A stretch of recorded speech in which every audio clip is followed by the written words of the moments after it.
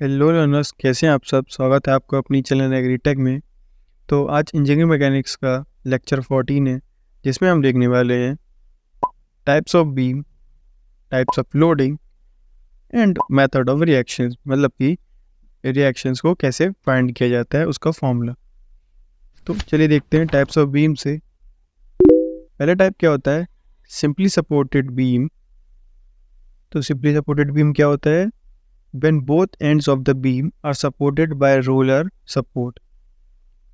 मतलब कि एक बीम, जैसे आप मान लीजिए एक बीम ए टू बी है, तो इसके जो दोनों एंड्स हैं, मतलब point A and point B, दोनों रोलर सपोर्ट से अगर जॉइन है, मतलब कि दोनों में, ए एंड बी में, दोनों में रोलर सपोर्ट लगा है, तो उस टाइप ऑफ बीम को, then this type of beam is known as simply supported beam. मतलब कि अगर जिस बी बीम में ए एंड बी में रोलर सपोर्ट लगा है, मतलब दोनों एंड में रोलर सपोर्ट लगा है, उसको सिंपली बोलते हैं सिंपली सपोर्टेड बीम। नेक्स्ट हम देखते हैं कैंटिलीवर बीम। तो कैंटिलीवर बीम क्या होता है? When one and of the beam is fixed and another and is made free.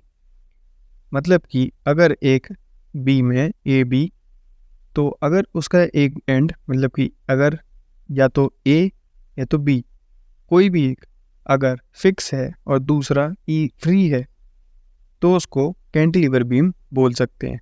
Then this type of beam is known as cantilever beam. Next देखते हैं continuous beam. Continuous beam की definition क्या बोलती है? When there is more than two support in beam, then this type of beam is known as continuous beam. मतलब कि अगर वहाँ पे कोई भी एक बीम में दो सपोर्ट से ज़्यादा, मोर देन टू सपोर्ट, मतलब कि ए एंड बी पे अगर मोर देन टू सपोर्ट होंगे, तो उस तरीके की बीम को कंटिन्यूस बीम बोल सकते हैं। मतलब कि क्योंकि फिर अगर दो सपोर्ट से ज़्यादा है तो फिर कंटिन्यूस वो बढ़ते ही जाएगा, इसलिए इसका नाम है कंटिन्यूस बीम। ओवरहैंगिंग बीम क्या बोलती है? When is extended portion of the beam is cantilever from the support, then this type of beam is known as overhanging beam. मतलब कि किसी भी बीम का अगर कोई एक्सटेंडेड पोर्शन है, मतलब कि कोई निकला हुआ पोर्शन है, और उसको हम कैंटिलीवर से सपोर्ट दे रहे हैं, मतलब कि कैंटिलीवर से मतलब कि एक एंड फिक्स करके दूसरा फ्री कर रहे हैं, किसी भी एक्सटेंडेड पोर्शन, मतलब कि किसी भी बीम के निकले हुए पोर्शन को अगर हम कैंटिलीवर से सपोर्ट कर रहे हैं, तो this type of beam is known as overhanging beam. Fixed beam क्या होती है? When the both end of the beam are made fixed, then this type of beam is known as fixed beam. नाम से पता चल रहा है कि जब अगर एक बीम है ए बी, उसके दोनों एंड फिक्स्ड कर दिए गए हैं, मतलब ए भी फिक्स्ड है एंड बी भी फिक्स्ड है, तो उनको बोला जाएगा फिक्स्ड बीम। चलिए देखते हैं टाइप्स ऑफ लोडिंग क्या होती हैं। पहले टाइप क्या होता है? कंसंट्रेटेड लोड और पॉइंट लोड। मतलब इसको कंसंट्रेटेड लोड भी बोल सकते हैं और पॉइंट लोड भी बोल सकते हैं।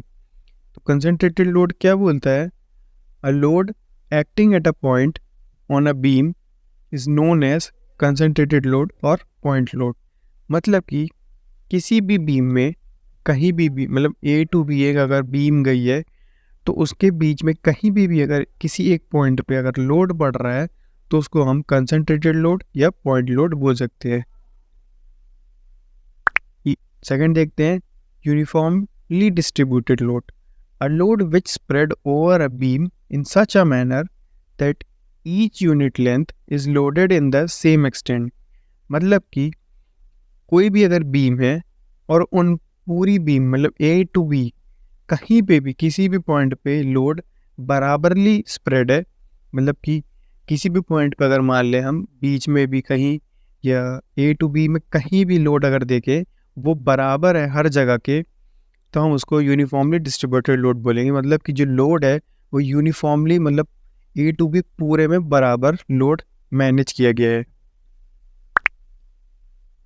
थर्ड वाला है यूनिफॉर्मली वेरिंग लोड। मतलब ये भी सेम हुई, मतलब थोड़ा सा डिफरेंट होता है। A load which spread over a beam in such a manner that its extent varies uniform on each unit length is known as uniform varying load. इसमें क्या होता है? इसमें भी वही होता है जैसा इसमें यूनिफॉर्मली डिस्ट्रीब्यूटेड लोड में होता है, बट इसमें धीरे धीरे वेरी करता है। मतलब कि जैसे ए टू बी जा रहा है या बी टू ए लोड आ रहा है, तो वो धीरे धीरे वेरी करेगा लोड, एंड सेम लोड तो रहेगा ही मतलब कि डिस्ट्रीब्यूटेड तो रहेगा ही, बट वेरी करने लगेगा टाइम टू टाइम। तो ये थे कुछ लोडिंग्स, एंड चलिए अब देखते हैं मेथड ऑफ रिएक्शंस। मतलब कि हम दो मेथड ऑफ रिएक्शन होती है, एनालिटिकल एंड एक ग्राफिकल मेथड। ग्राफिकल मेथड में आपको कभी किसी और वीडियो में एक्सप्लेन कर दूंगा। अभी एनालिटिकल मेथड ज़्यादा इंपॉर्टेंट है, क्योंकि यूनिवर्सिटी एंड कॉलेज एग्ज़ाम्स में ग्राफिकल मेथड को उतनी ज़्यादा इंपॉर्टेंस नहीं दी जाती है, एनालिटिकल मेथड को ज़्यादा दी जाती है। तो मैं आपको एनालिटिकल मेथड बता दूंगा। दोनों से आप सॉल्यूशन निकाल सकते हैं, बट एनालिटिकल ज़्यादा ईजी हो जाती है ग्राफिकल से। तो चलिए देखते हैं analytical method of finding beam reaction. मतलब कि एनालिटिकल मेथड से आप बीम रिएक्शन कैसे फाइंड कर सकते हैं। तो उसका एक फॉर्मूला होता है R A plus R B equals to W1 plus W2 plus W3। मतलब कि R A and R B को अगर निकालना है तो हमको डायग्राम में आप देख सकते हैं, वेट 1, वेट 2 और वेट 3 को ऐड ऑन करना पड़ेगा। फिर जब हमें taking sigma M A equals to 0 लेना पड़ेगा, मतलब हमें सम ऑफ एम ए लेना पड़ेगा। देन जो हमारे पास फाइनल एक फॉर्मूला बन के आता है वो क्या होता है, आर बी इंटू एल, मतलब आर बी को लेंथ के साथ इंटू करेंगे, नीचे आप देख पा रहे होंगे एक स्मॉल एल दिया गया है, इक्वल्स टू करेंगे वेट 1 को ए से इंटू करेंगे।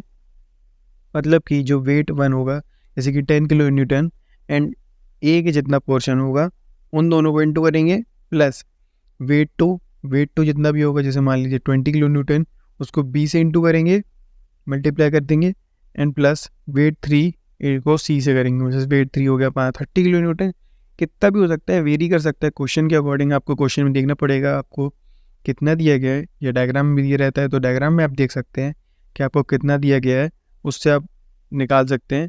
तो ये फॉर्मूला होता है। तो अब इसकी मदद से आप ये आपका एनालिटिकल मेथड है। ग्राफिकल मेथड अब मैं कभी और बता दूंगा आपको। तो यही तो method of reactions. So thanks for watching learners. Hope आपकी सारी क्वायरीज बीम, लोड और कैसे उसको निकाला जाता है रिएक्शंस को, उससे पूरी हो गई होगी। एंड अगर आपको वीडियो अच्छी लगी तो वीडियो को लाइक एंड चैनल को सब्सक्राइब ज़रूर करिएगा।